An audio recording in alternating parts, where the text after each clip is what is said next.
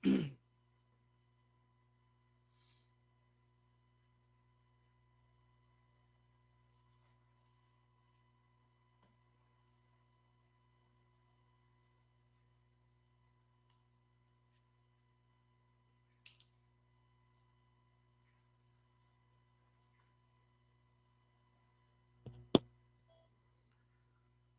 الله الرحمن الرحيم. الحمد لله والصلاة والسلام على رسول الله صلى الله عليه وسلم. My dear students, I'm so happy to meet you again on this tremendous platform via Zoom, and I'd like to demonstrate the participants with us today. I can see Thamir, Tariq, Harbi. Yes, please, my dear students, be on time.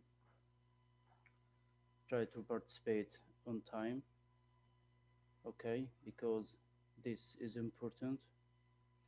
Now, ايوه دخل.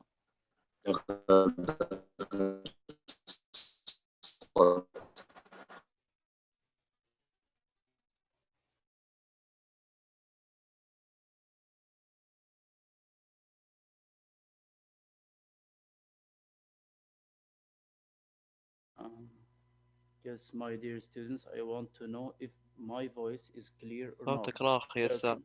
Basil, Turkey, my voice now. Can you hear me well? يقطع صوتك يا سام. I'm sorry for this poor quality of the internet.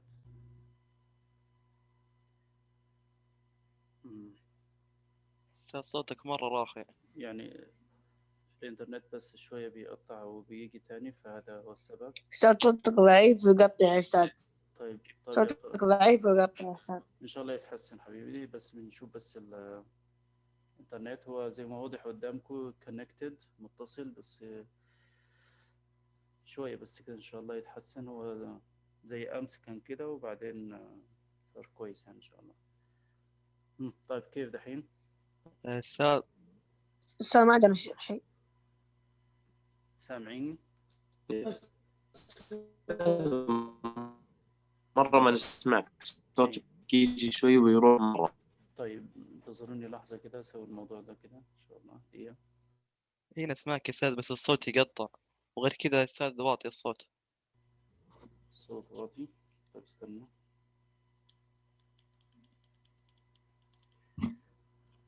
طيب شوية يا شباب كده معايا.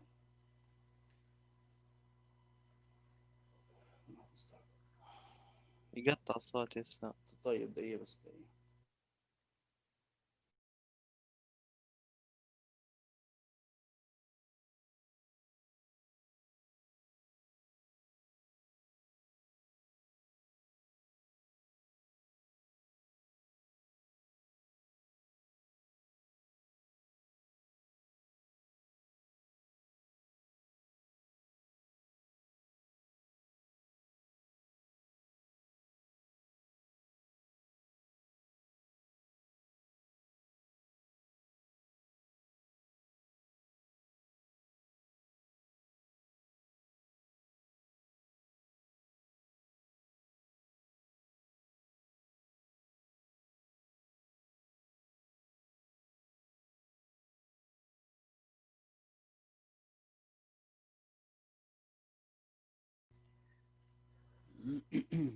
يا شباب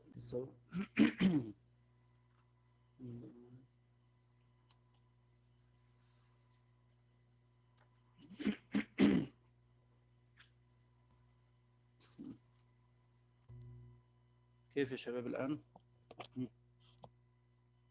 I think it's clear now. لا يا أستاذ هم يقطع. طيب الحمد لله. Now let's أستاذ start. Okay تركي.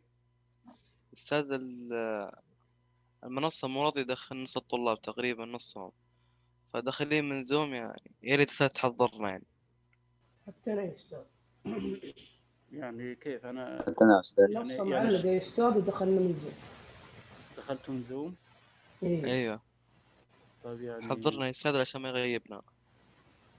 لا ابشر يا حبيبي، الحضور بيسجل اوتوماتيك، يعني انا بعد الحصه بحضر كل اللي كانوا معايا، ما عندك كويس. مشكله في الموضوع ده. المهم بس يكون الصوت واضح، تكون الصوره واضحه، وما تشغل بالك باي شيء تاني. لا واضح يا أستاذ. اتفقنا؟ تمام. اوكي. امس بس كنا بدأنا الليسننج ده وما اسعفنا الوقت يعني، واليوم ان شاء الله بنكمل، فركزوا معايا لان كمان مقطع الصوت اللي هنسمعه لكم يعني كنت عايز اشوف ان كان واضح ولا لا. Okay, my dear students, I'm so happy to meet you again on this platform via Zoom. Now you can open your book on page 10, language in context, and we have this exercise, listening. Um, First, I want to read the questions to know what's required from you. Mr. Kramer's assistant is apologizing for. بس ركز في المطلوب منك دايما في أي exercise على listening، سواء بتاخد هنا في دروس المنهج أو بتمتحن أي امتحان، أي اختبار يعني آيلتس أو توفل أو أي اختبار، لازم تركز الأول في الكويستشنز، الأسئلة قبل ما تسمع. وبالنسبة للريدنج لازم تركز في الأسئلة قبل ما تقرأ. اوكي، هذه استراتيجي مهمة جدا لتوفير الوقت يكون جهدك مركز في الإجابة نفسها.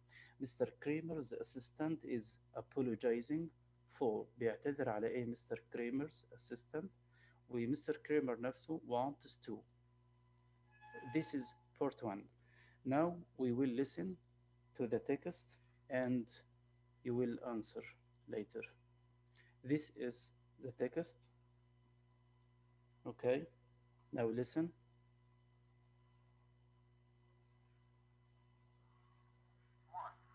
Message on a voicemail system. This is Michael Johnson. I'm calling on behalf of Mr. Kramer. I'm his assistant. Mr. Kramer is sorry, but he's not able to see you at the arranged time on Thursday. He asks if you could meet at the same time on Monday instead. Mr. Osman, would you call me at your earliest convenience so that we can confirm the new day for the meeting? My number is 972-555-9797. That's 972-555-9797. Okay, as you listened, now we'll go back to the exercise and see. Number one, A. Mr. Kramer's assistant is apologizing for. What's Mr. Kramer's assistant apologizing for? I want you to participate and answer this question. Who can answer question number one? What is Mr. Kramer's assistant apologizing for? I still don't see any participants. The one who knows the answer should raise his hand. يا شباب يعني إمكانية إنك ترفع يدك موجودة ولا لأ؟ يعني give me feedback all the time.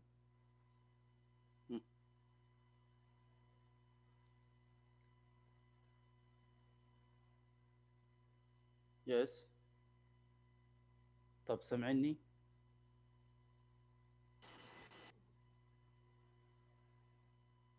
معايا يا شباب؟ أحمد، إبراهيم، أسامة. يا أستاذ سامعين. طيب مصطفى. نعم أستاذ. أستاذ صفحة كام ده؟ page 10. 10. أي الكتاب قدامك على الشاشة يا مصطفى، يعني ما يحتاج إنك تفتح الكتاب أصلا. لو تفتح الكتاب عشان تجاوب بالقلم ما في مشكلة، بس أنا دلوقتي أنا محتاج إجابة number one. Mr. Kramer's assistant is apologizing for.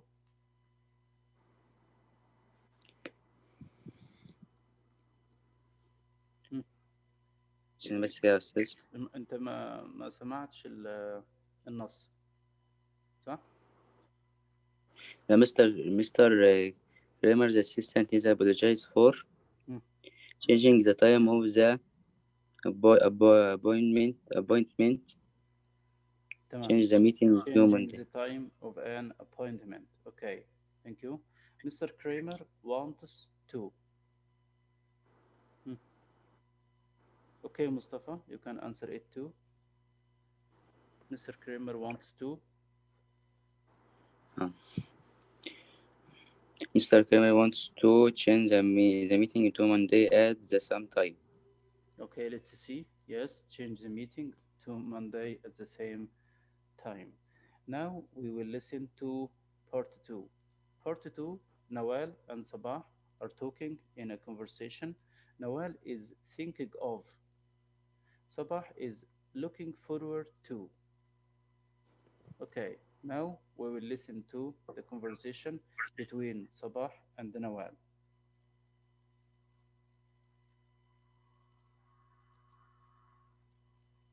Two. Sabah's answer to Nawal's email on answering machine. Nawal, it's Sabah. It was great to hear from you. I've been so busy these few months that I'm losing touch with most of my friends. I'm glad to hear that you're thinking of visiting New York. I guess you will be staying with your aunt. Please give her my regards when you see her and tell her I still remember that wonderful meal that she cooked for us during your last visit. By the way, a wonderful exhibition is on at the museum, and your favorite gallery has a new show on with very interesting work. But they are both very popular, so we need to make sure we get there in time to beat the crowds. Email me and let me know your plans. Or you can call me. My new number is 212-555-0999. I'm looking forward to seeing you soon. Okay, now let's see part two. Nawal is thinking of.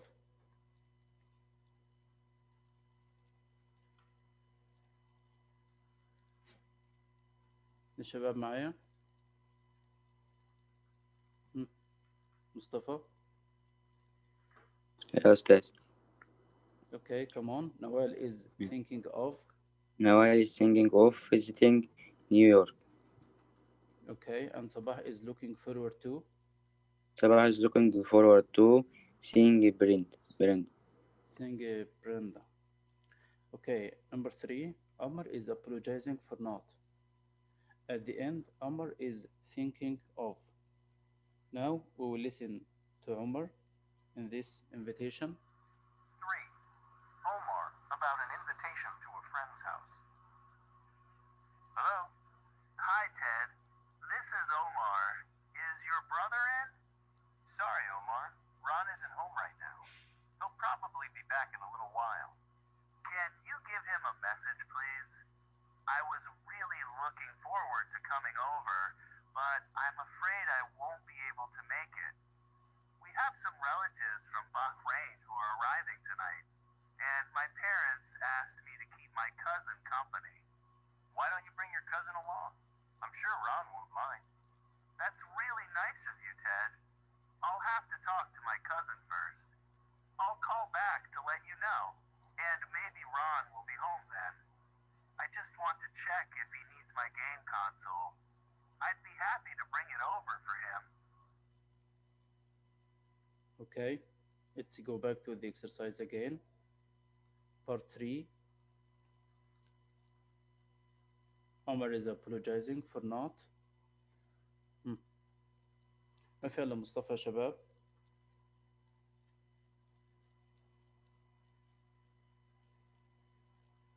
شباب معايا؟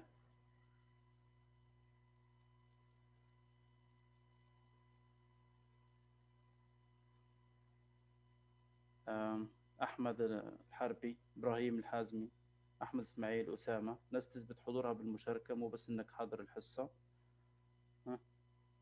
يلا شباب. أحمد غازي، إبراهيم، أحمد إسماعيل، أسامة، أسامة صالح، أنس، باسل، تركي، حازم. كل دول شباب. ما أنا شايف حد بيشارك. مين معايا تاني؟ فينك يا أسامة؟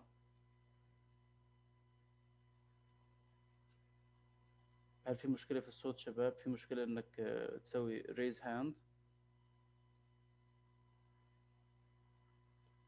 ask all to unmute.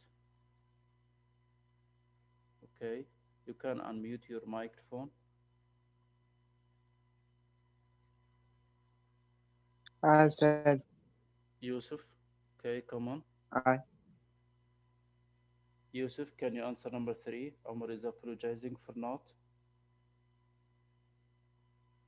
changing the time.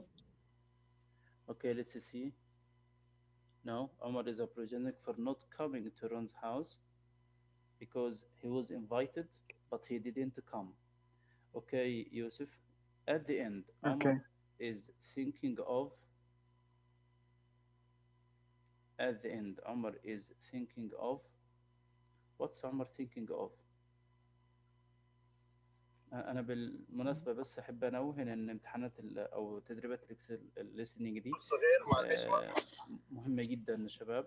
كده بس اليوم اديكم دلدول صغير حلو. انا بس كده لما شفت المقطع قلت يا عمي هذا ابله دقيقه خليني اخش اشيك تك تك تك طلعت مين حامد اللي بيتكلم ده؟ هذا والله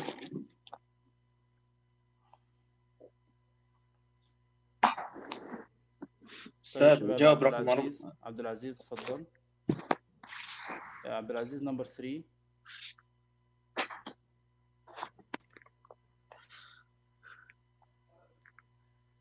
عبد العزيز come on سامعك. At the end Omar is thinking of.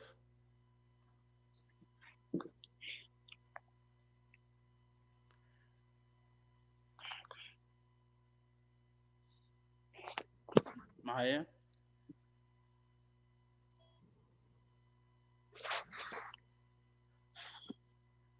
طيب. allow participants to unmute themselves. Okay. عبد العزيز. Okay, محمد. Okay. At the end, Omar is thinking of هقول burying his cousin. طيب مش مشكلة bringing his cousin to Ron's house. أنا بس عشان تكون الاستفادة كاملة المفروض إنك تسمع كويس للlistening وتتابع معايا، ما تحاول تشوف الإجابة في أي مكان. اسمع كويس لأن هذا تدريب للسماع مو تدريب للإجابة وخلاص. أوكي. طيب. تمام. شكرا. We will listen. My pleasure. We will listen to part 4 about Raymond. تمام. مين محمد؟ اسمعوا شباب كده.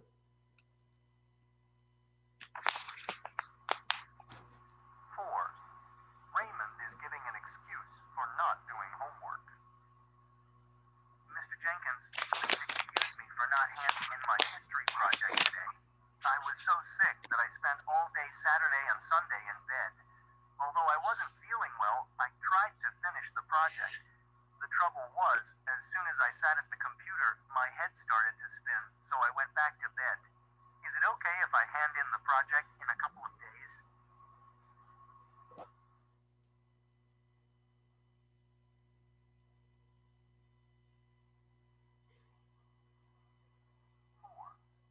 Raymond is giving an excuse for not doing homework. Mr. Jenkins, please excuse me for not handing in my history project today. I was so sick that I spent all day Saturday and Sunday in bed. Although I wasn't feeling well, I tried to finish the project. The trouble was, as soon as I sat at the computer, my head started to spin, so I went back to bed. Is it okay if I hand in the project in a couple of days? Okay, that's enough.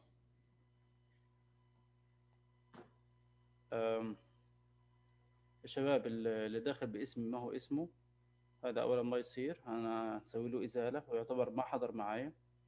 ماشي. Okay, you can answer now. You can unmute yourself. Number 4. Okay, let's see the previous answers. These are the previous answers. Number 3. Okay, I want number 4. Raymond is making excuses for not. أستاذ أجاوب أنا؟ Yes. Yes أستاذ. Raymond is making excuses for not completing the project or doing the project. Okay, let's see, Omar. Yes, very good. Completing, handing the history project or the homework. Okay, B, he wants to. Okay, Uh, Omar, come on. he wants to apologize for his professor تقريبا. Okay, let's see. Apologize. No, I don't think so. He wants to hand the project in a couple of days late. يعني عايز يسلم البروجكت في خلال يومين بعد عدد أيام. أخير. Yes, thank you, Omar. Okay, عفوا. now exercise 6, pronunciation. Pronunciation, we will see how we pronounce the short A. The short A, and E. When you pronounce these vowels, الحروف العلة دي لما ننطقها ما بنعمل ستريس على الكلام فيها، بيكون النطق فيها خفيف. لكن خلينا نسمع. Pronunciation A and E.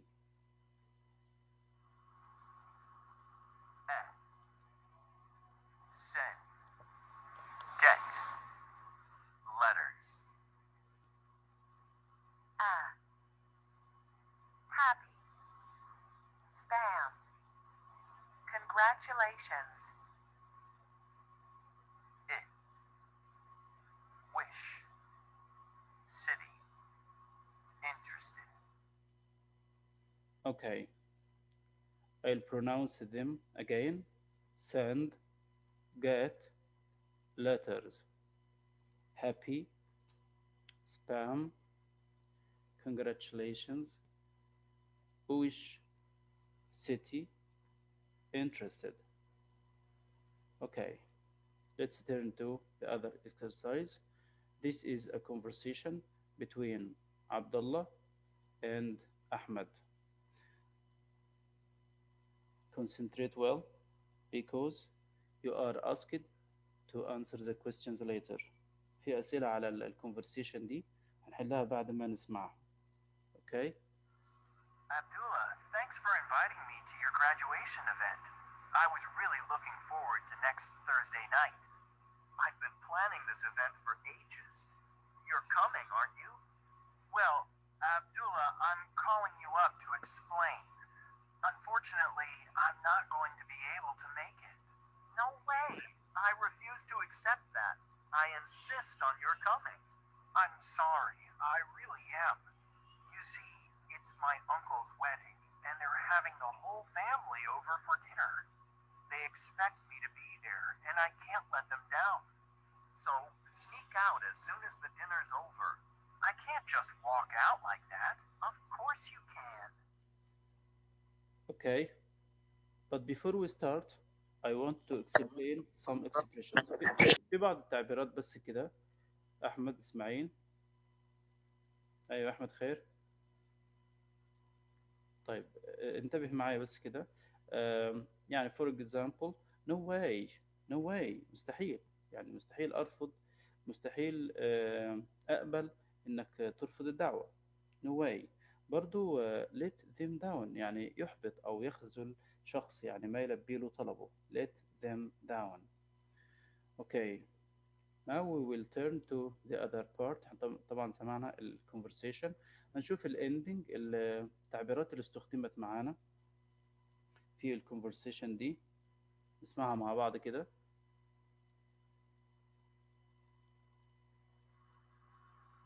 Your ending. What does Abdullah go on to suggest? 1. No one's going to notice. 2. Tell your parents you're not feeling well and you're going to lie down. 3. Be straight with your parents and tell them you have plans after dinner. 4. Your idea. Okay, that's what we have of listening today. Okay, in this exercise, okay, exercise,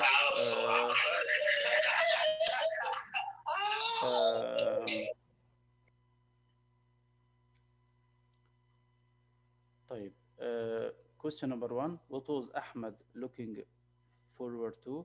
طيب احنا يا شباب هنعمل بس في الإعدادات شيء كده. allow participants، لا أنا هنشيل ديت، واللي هيشارك بس بيرفع ايده وانا هفتح له المايك. اوكي كده خلاص. mute all، برضو دي تمام كده.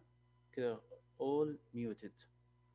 The one who wants to participate should raise his hand. Okay, just raise your hand and I'll unmute your mic. Question number one, what was Ahmed looking forward to? Who can answer this? I want the answer of number one.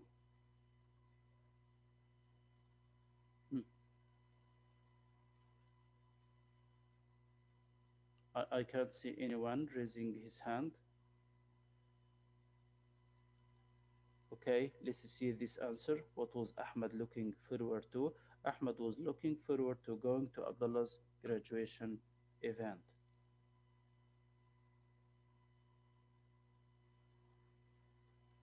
Okay. Why can't he come to the graduation? Ahmed has to go to a family dinner for his uncle's wedding. What does Abdullah want Ahmed to do? طيب أنا بس عايز أعرف إن كنا في إمكانية إنك ترفع يدك ولا لأ، موجودة عندك في البرنامج؟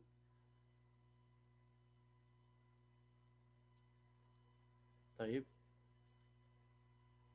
يا شباب، لو حد بس يكلمني، حد سامع؟ هل الإمكانية دي موجودة عندك؟ مصطفى؟ يا أستاذ موجودة الإمكانية ديت؟ raise hand. نرفع إيدي؟ لا مش عارف أرفع إيدي يا أستاذ. طيب ما أنا مش عايز أفتح المايك لجميع الطلبة عشان بس في ناس بتدخل بتعبيرات غير لائقة. يا أستاذ. نعم.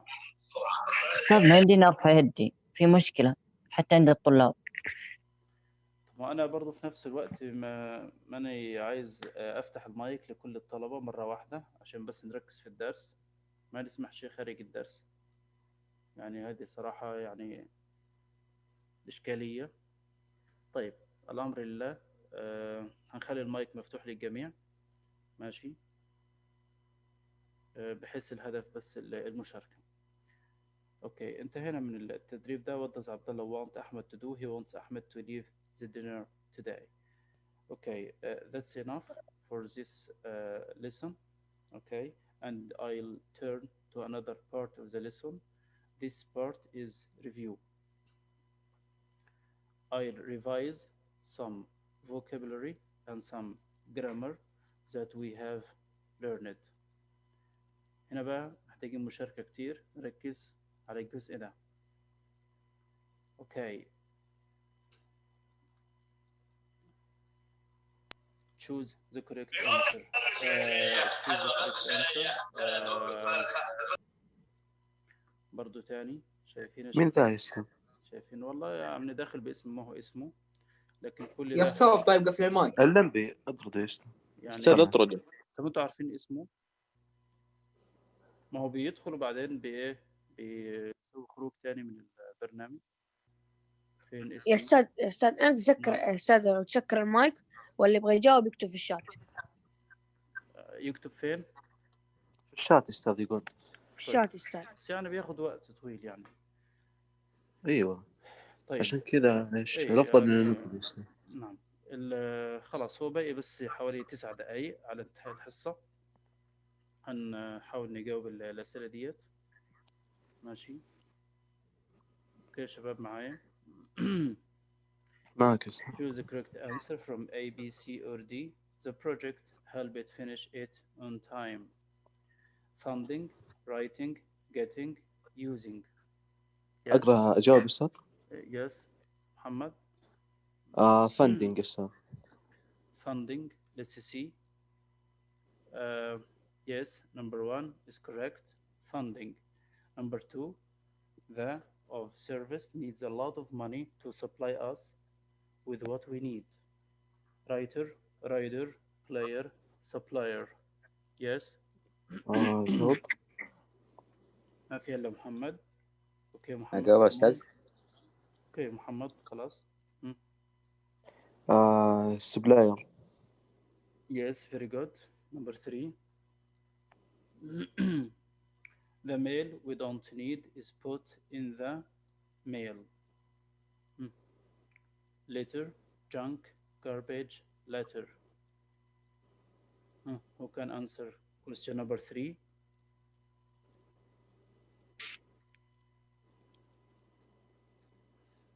ماني سامع حد فيكم شباب. جواب أستاذ. Yes, come on. litter. Letter. Which letter? A or D? إيه أستاذ. No, I don't think so. أجاوب أنا يا أستاذ أقول هي تبقى يا أستاذ دي litter. letter D. طيب خلينا نشوف كده أيوة شباب، أيوة. لأن الكلمة دي احنا خدناها قبل كده، هي junk mail. junk mail دي هذه لو أنت بتستخدم الإيميل كتير هتعرف إن junk mail يعني the mail you don't need، الإيميل اللي أنت ما أنت محتاجه. تمام. دلوقتي نشوف الناس اللي بتتكلم ديت اهوت برضو تاني مفيش فايدة. طيب الله المستعان. من ذا الفليس؟ محمد منصور. إيه هذا؟ طيب أنا بقول حاجة، أنا هعمل كده unmute themselves. mute participants upon entry. ask all to unmute. كله unmute اهوت. تمام. فارس جو السؤال اللي بعده يا فارس كده. دقيقة واحدة. حلينا الأولى جانك ميل. Before we go to remote places we need a travel. فارس معايا؟ طيب محمد منصور. إيه هذا يا أستاذ؟ Okay, number 4.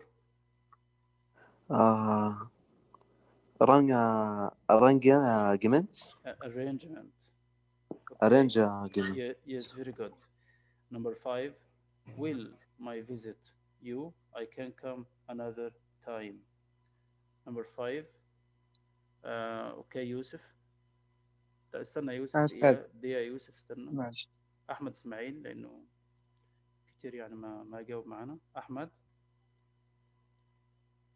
معايا أحمد. اوكي أحمد كمان. أستاذ حضرتك فتحت لي المايك. تفضل. will my visit I can come another time inconvenience you. Number 6. I to him I said I was sorry. أظن واضحة ديت. يوسف. apologized. عمر اللي جاوب. Okay, no problem. I apologized. Okay, number 7. The email sent to a number of addresses containing advertising is called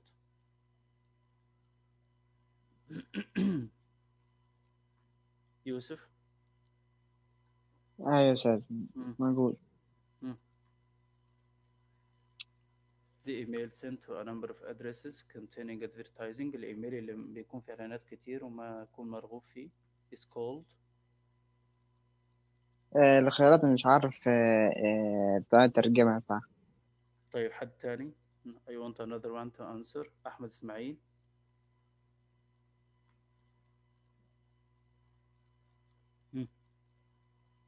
I tried to. لا الأولى لسه. أحمد معايا. The email sent to a number of addresses. هذا الإيميل يا شباب. أجاوب يا أستاذ. Yes, come on. The email sent to a number of addresses containing advertising is called spam. Spam. Yes, very good. I tried to him but he was busy. Later he found me to apologize. Number 8. Yusuf. أستاذ Yes, come on.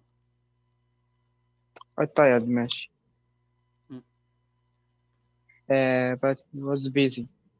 Later ماشي. Hmm. هيكون هنا Yes. contract. Contract. No, I don't think so. يعني حاولت اتصل بيه لو احمد يعرف. احمد اسماعيل. I tried to but he was busy. احمد. طيب نشوف الإجابة يا شباب. I tried to contact him. Contact يا يوسف معناها يتصل. Okay. يتصل ماشي. Okay. Number 9. He the email to my mailbox when I asked him to send it quickly. لما طلبت منه to send the email, so he sent it. But I want another word for the word send. في كلمة تانية لكلمة send. أحمد.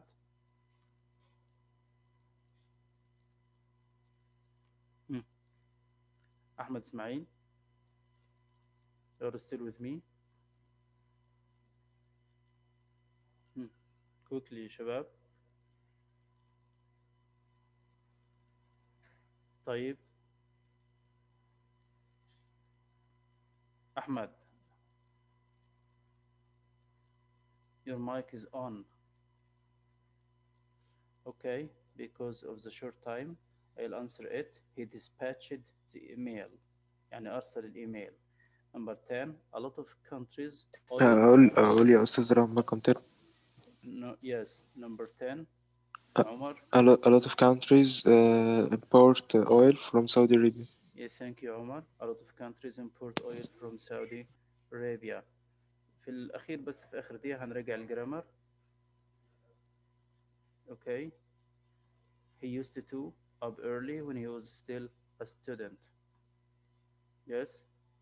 أحمد. يمكن بتتكلم يا أحمد وما أنا سامعك. أنا شايف إنك بتتكلم. يمكن في مشكلة في المايك عندك. حد تاني يجاوب شباب. جرامر. This is so easy. أستاذ. Okay. يوسف. He used to رقم D get.